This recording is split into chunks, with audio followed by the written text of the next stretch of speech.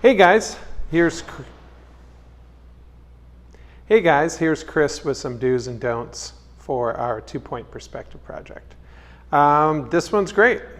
Good line weights. I don't know if you can see it in the video. There's really light construction lines, so I can tell everything lines up. Really clean. Definitely a lot of care and consideration went into this, and don't really see anything that's messed up. So yay. This one's pretty interesting. This looks like a cat play structure, and it's looking like it's from the cat's point of view because we're down really low. Here's our horizon line. Photo's a little skewed, but you get the idea. But it's all correct. Everything looks good. Good line weights, construction line weights, all that kind of stuff. You know, the ellipse is probably off up there, but that's a hard thing to do. I get it. This guy is really nice. Maybe we could use a little bit more in here, but what we're looking at is correct. You know, basically I can draw all this and understand where the vanishing points are going to be on that line. So good, but we could use a little bit more. This is trying to get on track. I can tell they've got their grid going on here. The main thing is these guys lost their way.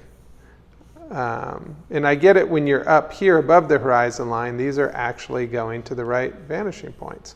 The problem is when we get below the horizon line, we've got to do the same thing. We got to go up.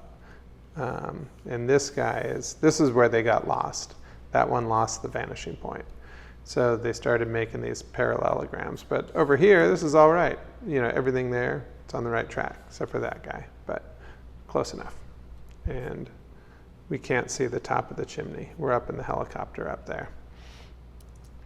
Another one, pretty similar. Most everything's looking good here, but they should stick to I can see the grid that they're laying out over here, and they kind of lost their way because these siding lines right here should be going to the vanishing point.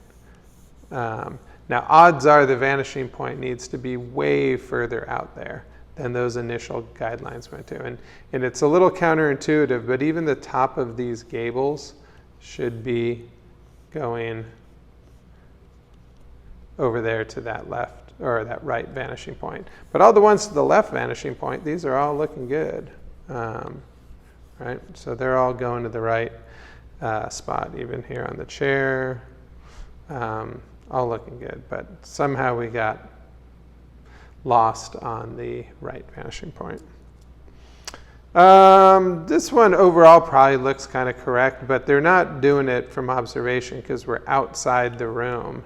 I want you guys to look at what you're doing, not just imagine it or go from a photo or something like that, but be in the room, be here.